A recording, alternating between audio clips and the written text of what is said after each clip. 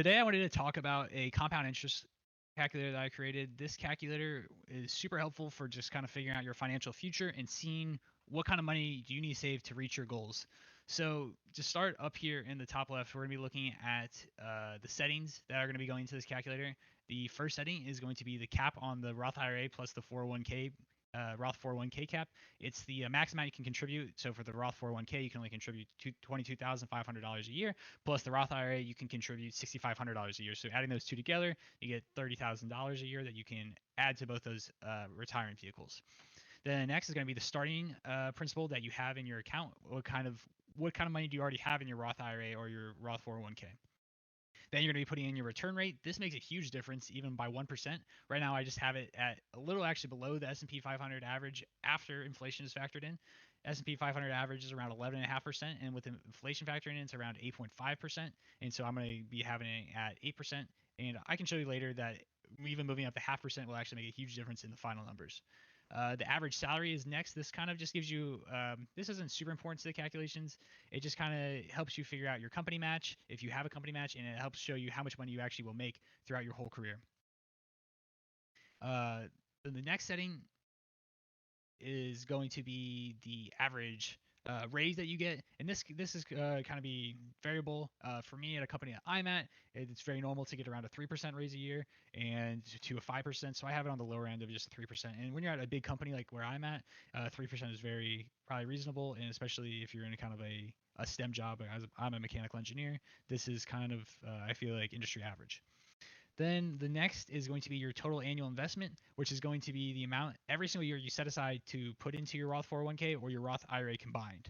I have them kind of combined. It just makes the math a little simpler, and it makes the calculator a little less cluttered. And then we're going to be moving on to the next setting, which is the contribution percentage. And this percentage, I have a kind of variable at 2%. I'm not 100% sure if that's where I want to keep it, but my thought is kind of keep it about 1% below what kind of raise I get. So if I get a 20% raise, I don't know if I would raise it 19%, but I maybe would raise it at maybe 6 or 7%. So right now I have the rule, if I keep a normal raise of a 3%, I'll do a 2%. But if I get like a 5, I might do a 4%, but I'm not going to go crazy and put a 19% increase if I got a 20% raise. And lastly is the company match. Our next settings are going to be your starting principal. This is going to be the amount of money in your other investment accounts. So for me, this is my brokerage accounts that are don't have any tax advantage to them. They're not a retirement. They're just normal brokerage accounts. And I have $44,000 in there, and I'm going to be planning the same 8% return. I'm currently 22 years old, and I plan on retiring. I plan on retiring probably around 50 or 55, but 67 right now is the technical age set by the government where you start receiving Social Security. So that's the age I have set right now, because that's going to be an age that a lot of people retire. So if we move on to the next sets, these are going to be our statistics actually from our compound interest calculator. These are going to be how much you put into your Roth, any of your Roth accounts. This is going to be how much you're going to be putting into your other investment accounts, and this is going to be how much you're going to be your company is going to be matching towards you. And so with these first two added up, you're going to be personally contributing about I'm going to be personally contributing about $1.7 million to my retirement, and my overall contribution will be around $2 million when I retire, which isn't too bad for when you consider that my Roth accounts when I retire will be worth around almost $12 million. So it's almost about 10 times more, a little less than 10 times the return, which is really good. So think about 10x your money. So if you had $1 today, you would basically in 44 years, from my case, you would have $10. And that's kind of something you can think about when you're actually going out to spending and budgeting. Like, is this $1 I'm spending now worth $10 later? And that's just something you got to think about. And it's all up to your personal preference. My other investment account value, so this account will get taxed and will be worth around $2 million after taxes. And this is kind of, I'm not adding anything crazy into it. The only time I'm adding money into this is after, so I'm going to still contribute 2% increase to my annual investment every year. But once it goes over $30,000, any of that extra $30,000 or any money beyond the $30,000 will actually go into this other investment account. And that will be what funds it. So if I invest $31,000 that year, $1,000 will go to this other investment. And that's why a lot of less investments are going into this account. But it still also appreciates almost a little over 5 times your money, so that's very good return.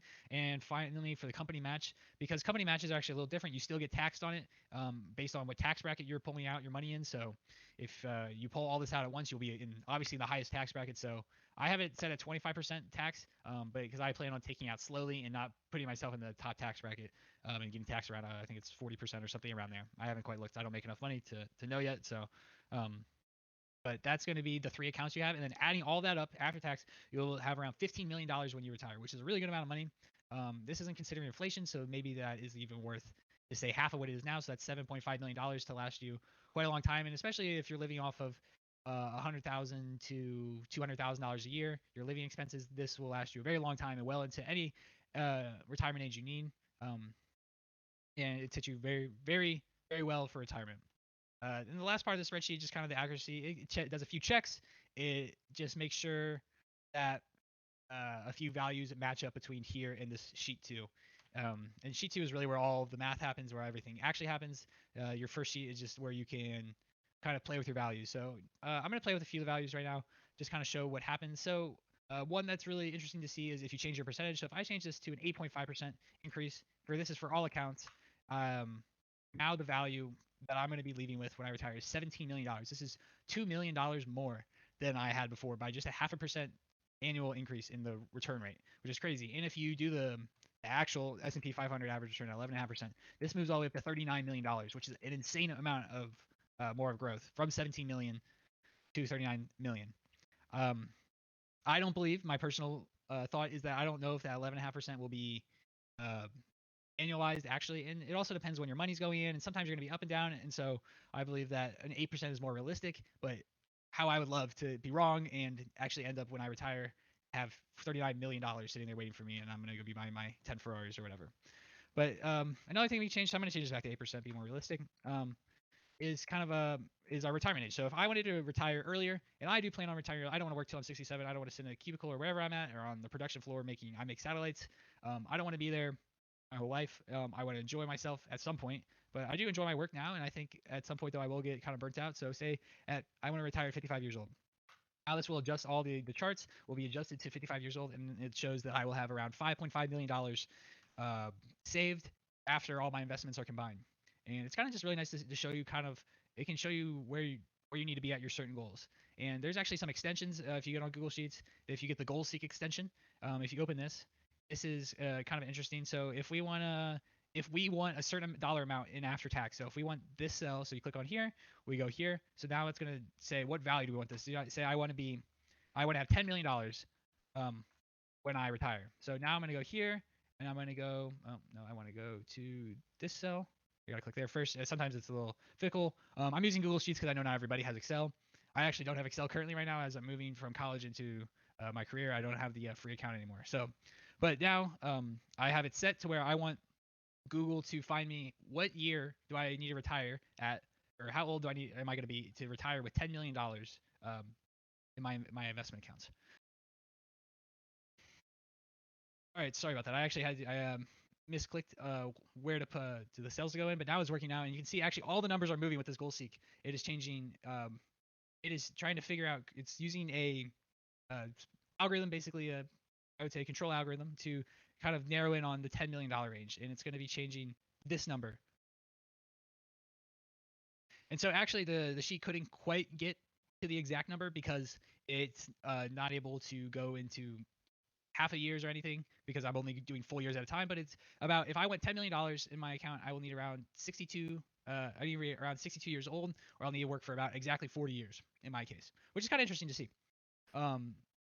Another thing we can do is maybe Goal Seek for something different that it will be able to calculate. So if I want to have, say here, so I still want to have $10 million, but now I want it to be based on this starting value. So we're going to keep it at 62 here. And actually, no, we're going to change it to this rate percentage. So if I want to, and I'll change another thing real quick just to make it a little lower, and where it has to change a little more. So now we're only going to start with $20,000, and that lowers us considerably. So now we're down to 8.6 million. We're going to be starting out with $20,000. That's going to be my base annual investment starting for me this year exactly. And now I want to see what rate do I need to do, does the market need to achieve to get that rate, to get that return of in 40 years, $10 million. So now this should be able to solve, unlike the last one I showed you, which is kind of a poor example. But so now we're going to be going through, it's going all over. So it's starting out high. It's doing a few different algorithms that you'll learn if you become a mechanical engineer. You will actually learn these algorithms, and it's interesting to see them in use. But so now it's kind of closing in on that $10 million mark. You can see it's hit it, and it's going to There's a few more decimals it's going to solve for. So basically, to reach $10 million, it's saying that we need to have an annualized return of 8.7% throughout the 40 years that it's calculating. Actually, 39 because we're cutting off the first year. So that's really interesting that only a 0.7% increase will not only increase you by $1.8 million because it's 8.2 before, but it will just the rate that of return is very variable and we can't guarantee anything. But I believe that the Fed and all of the money that's in the market won't.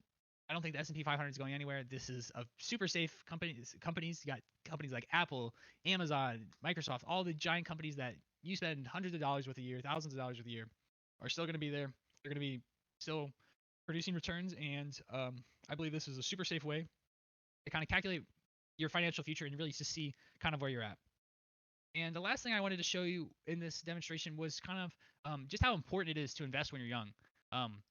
Because maybe as you get older, you get higher income, and so you feel like, oh, I can start investing now. But the amount of time that you're in the market is way more important than the money that you put in. So if we go over to sheet 2, and this is a little complicated, a little confusing, it's just a bunch of numbers. I don't have this really super well set up, so I would recommend kind of staying on the other sheet 1, kind of manipulating those numbers. But if you wanted to get more technical and kind of see different scenarios, you can move over to this second sheet. So we're still at $20,000 starting, and so if I only invest up almost I don't even get to the $30,000 cap by year 20 with a 2% annual increase to my contribution per year. But so say after the first 20 years I lose my job or I just stop contributing at all. So I'll delete all this contribution. So this will drastically decrease the amount you're contributing. So if I actually add that real quick, so I'm still contributing to my Roth over 1.5 million or 1.05 million dollars. So if I delete these numbers, we're gonna come back, and now the contribution is half of what I put in. But look at the return still. Before it was at $10 million, and my return is still $8.5 million. So I'm losing $1.5 million, but I'm not having to put in $500,000, in which sounds bad that we're losing out $1.5 million off of a $500,000 investment, which is definitely bad, which you should definitely keep investing. But it's really interesting that only that $500,000 only 3x, while the rest of the money over 10x's, and it's the amount of return is just incredible throughout when you're young. So it's really important that you invest when you're young, because kind of a statistic that's thrown around, I'm not 100% sure the validity of it, is that 90% of your wealth comes in before you're 30. And kind of based on these numbers, it makes a lot of sense. Maybe not exactly 90%, but investing until you're 40 shows you that 85% of your wealth comes before you're 40. So even when you stop investing completely, you still are only you're still at 85% of what you would have been if you kept investing until you retired. And that's really interesting to see. And it also shows that you just really need to when you're young, you need a budget early. And this has really inspired me to increase my contributions and sacrifice a little bit now for my future and for if I plan on having a family, because